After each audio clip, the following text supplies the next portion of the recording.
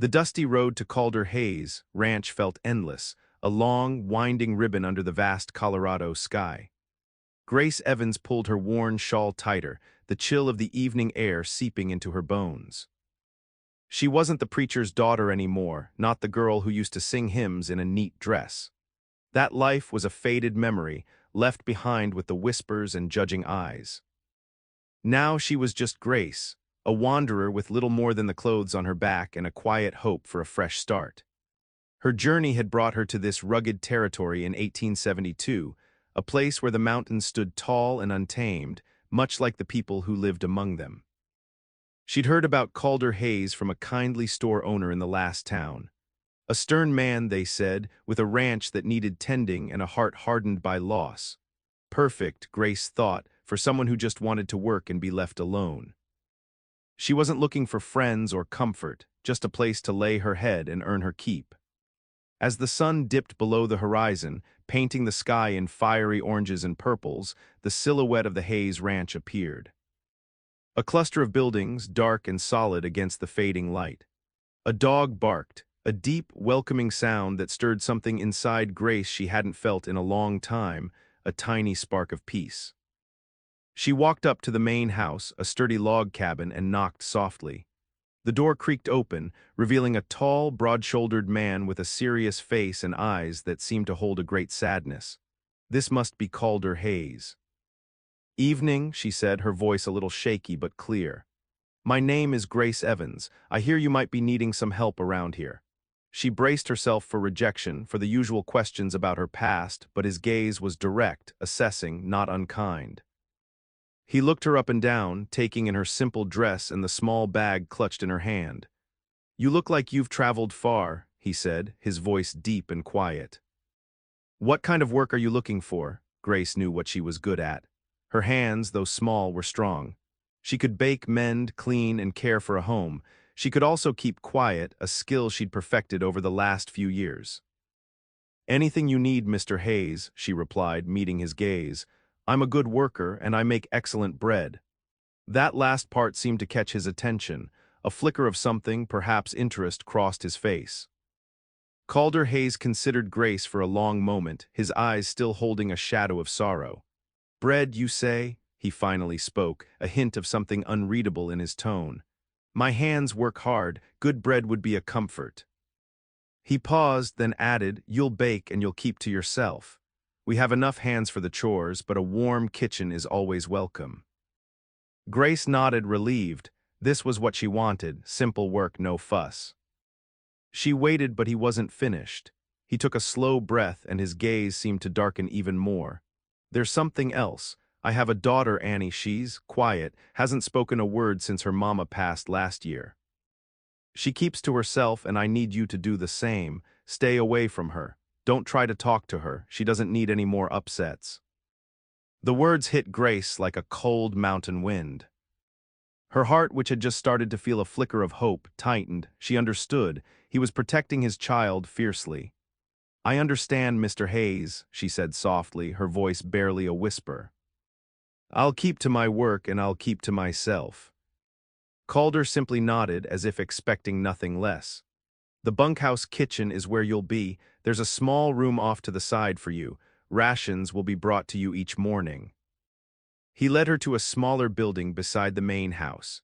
Inside, it was plain but clean, with a large wood-fired oven and a long, sturdy table. Her small room had a cot and a window looking out toward the stables. As he turned to leave, his eyes swept over the kitchen. "The hands will be hungry come morning. Start with a good, hearty loaf."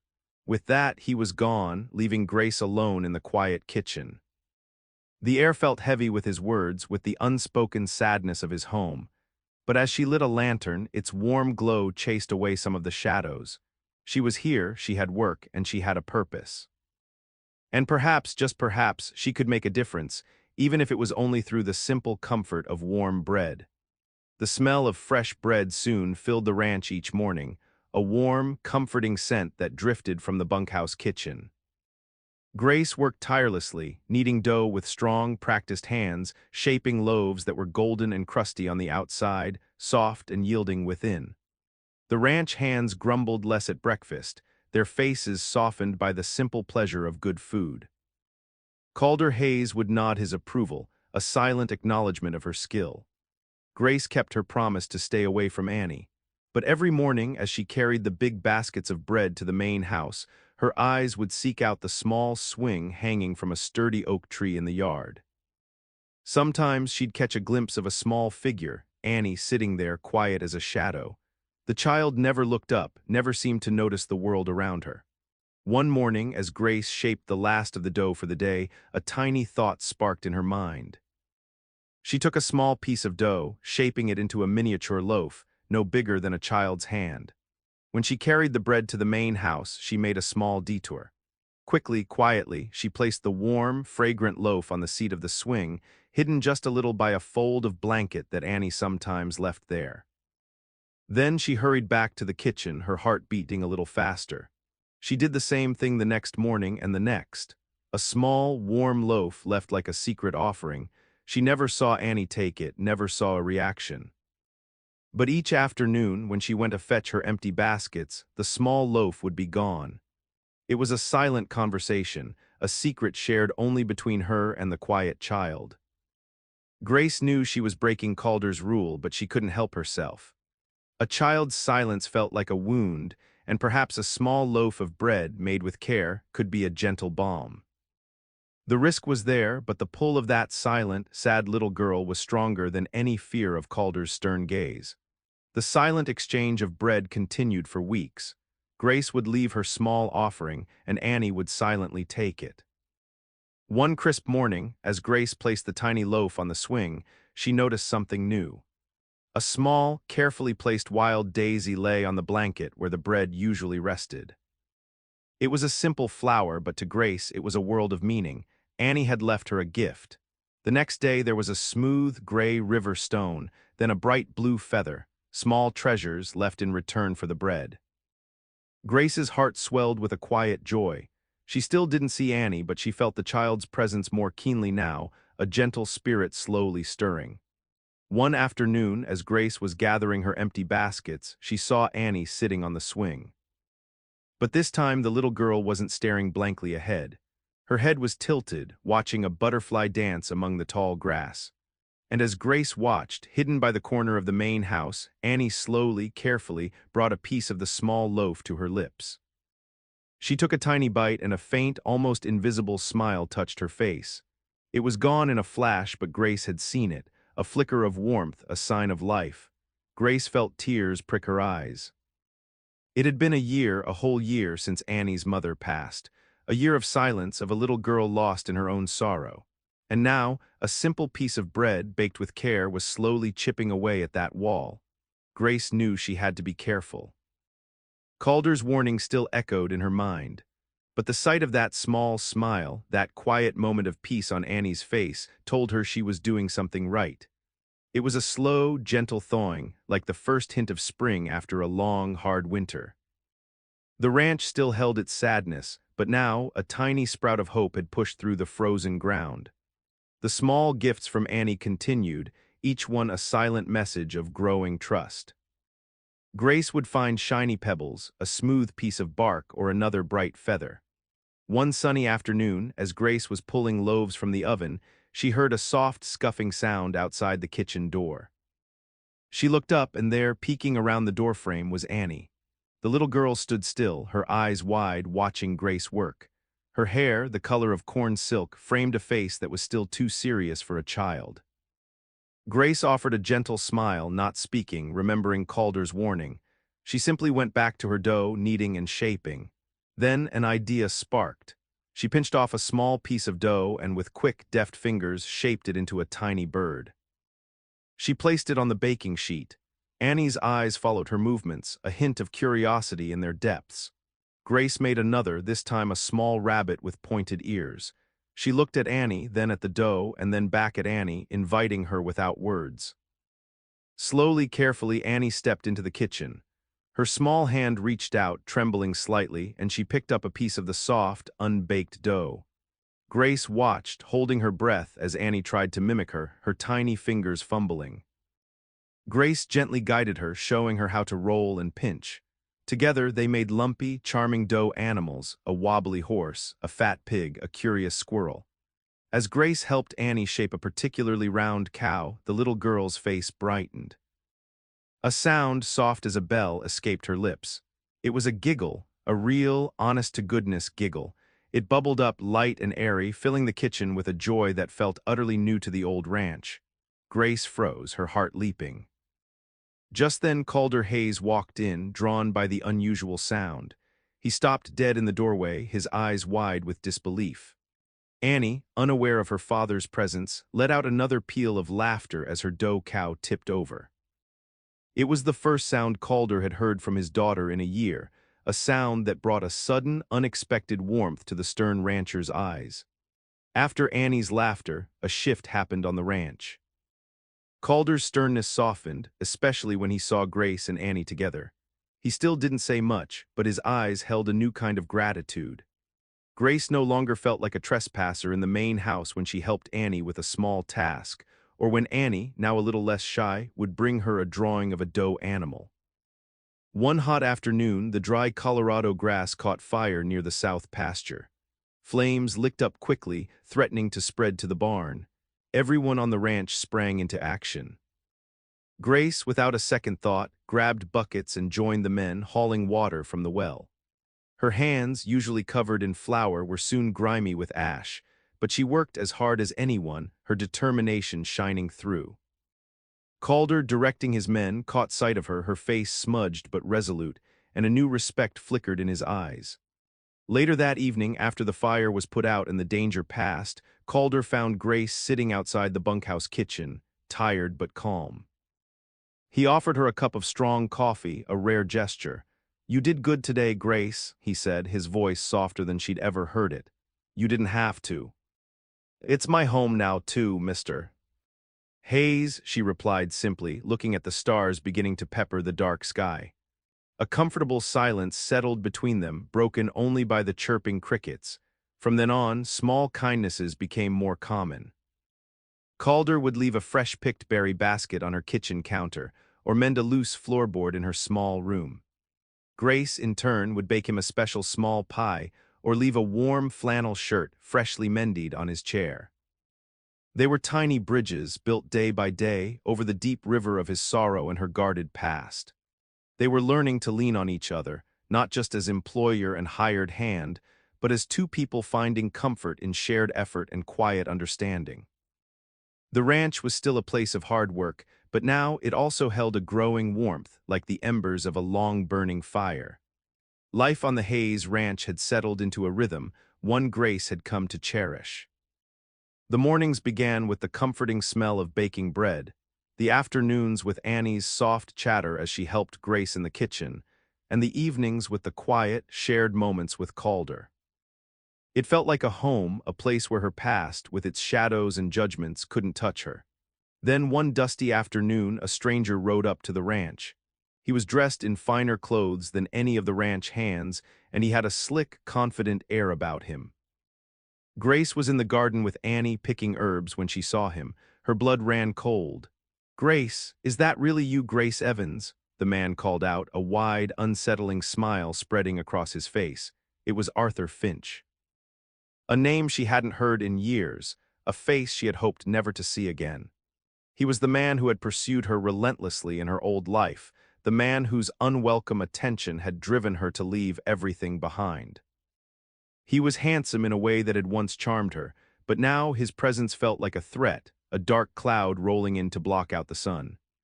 Annie, sensing Grace's sudden stillness, looked up at her, her small hand clutching Grace's skirt. Grace felt a wave of fear, not just for herself, but for the peaceful life she had found here, for Annie, and even for Calder. Calder, alerted by the stranger's arrival, strode out of the main house, his usual stern expression now mixed with a curious tension. He looked at Arthur, then at Grace, whose face had gone pale. "Can I help you, sir?" Calder asked, his voice low and steady, a protective edge to it that Grace noticed right away. Arthur ignored Calder, his eyes fixed on Grace. "Grace, my dear, I've been looking for you for ages. Your father was most distressed when you vanished. Come, let's go back, all is forgiven." His words, meant to sound kind, felt like chains tightening around Grace's heart. Her past, the one she had run so far from, had finally caught up, and it had brought Arthur Finch with it. Arthur Finch's words hung in the air, cold and unwelcome. Grace felt Annie's small hand tighten its grip on her skirt, and a surge of protectiveness, fierce and undeniable, washed over her. She looked at Calder, a silent plea in her eyes. Calder, seeing Grace's distress and the way Annie clung to her, stepped forward, placing himself squarely between Arthur and Grace. His stance was wide, solid like a mountain. "Mr. Finch," he said, his voice now laced with an icy warning, "I asked you a question. What business do you have here?"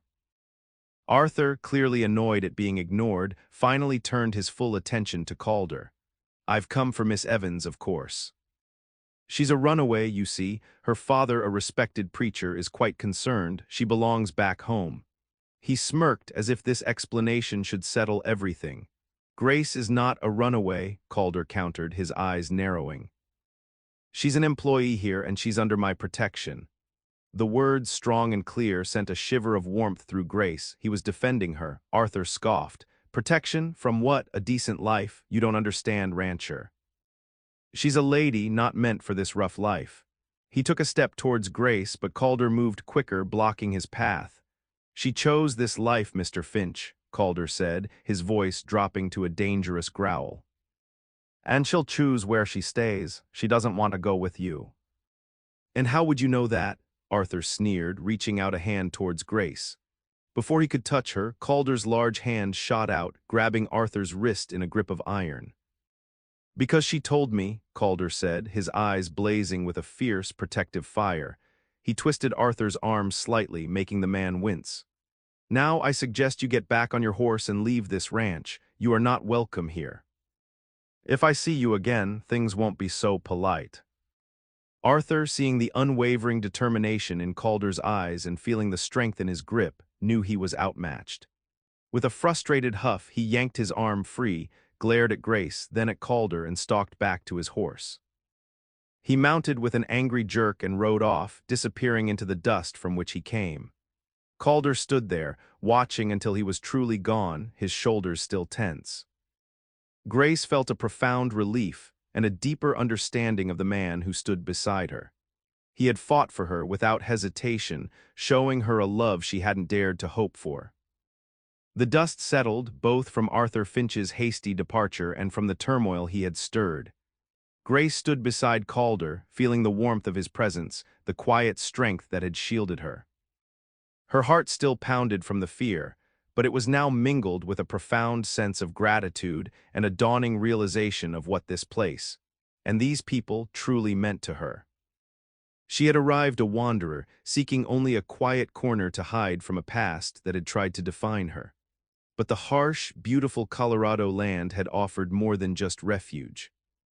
It had demanded resilience, and Grace had found it within herself, rising to the challenges of ranch life, from baking for hungry hands to battling a spreading fire. More importantly, this place had taught her about tenderness. It began with those small, secret loaves of bread, baked with a simple wish for a silent child.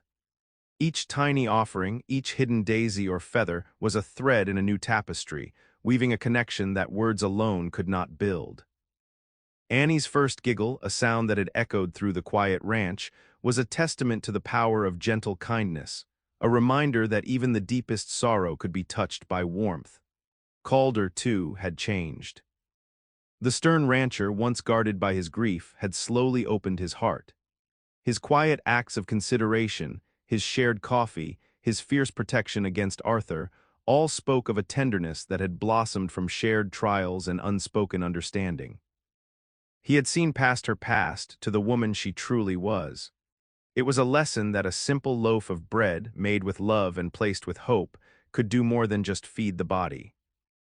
It could feed the soul, mend broken spirits, and build bridges between lonely hearts. This ranch, once a place of solitude for both Grace and Calder, had become a home, filled with the promise of a future shaped by their shared resilience and the tender love that had grown between them. The days that followed Arthur's departure were filled with a new kind of peace. The air on the ranch felt clearer, lighter, as if a heavy weight had been lifted. Grace moved through her days with a joyous heart, Annie often by her side, chattering happily as they kneaded dough or gathered eggs. Calder's presence was a constant, comforting warmth, his gaze often lingering on Grace with an affection that needed no words.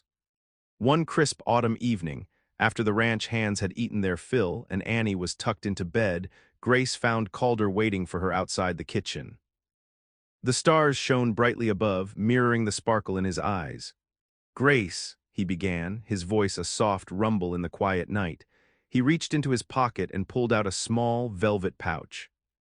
He opened it, revealing a beautiful, simple silver ring with a small, smooth stone. "This was my mother's. It's meant for the woman who makes this house a home, who brings laughter back to our daughter's eyes." He looked at her, his love clear and shining. "Grace, will you be our family? Will you be my wife?" Grace's breath caught in her throat. The journey from a preacher's daughter to a wanderer and now to this moment felt like a dream. She thought of the small loaves, the secret gifts, the shared laughter, the quiet understanding, and the fierce protection. All of it, a path paved by simple kindnesses, leading to this profound love. Before Grace could answer, a small voice carried from the open window of the main house. "Mama," Annie's voice, soft and sleepy, drifted through the night air. Grace turned, tears brimming in her eyes, Annie awake and calling for her. Not Grace, but Mama, a name she hadn't known she longed to hear. She looked back at Calder, her heart overflowing. "Yes, Calder," she whispered, her voice thick with emotion. "Yes, I will." He slid the ring onto her finger, its coolness a promise, its simple beauty a testament to the strong, true love that had grown in the rugged Colorado territory. As they stood under the vast, starlit sky, a new family born of resilience, tenderness, and the humble magic of a loaf of bread was finally complete.